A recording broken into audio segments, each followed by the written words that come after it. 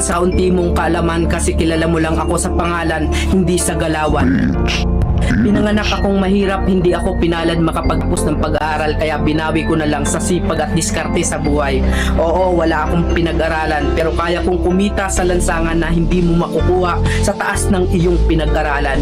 Bago mo ako husgahan, daanan mo muna lahat ng napagdaanan ko para malaman mo kung sino at bakit ako ganito.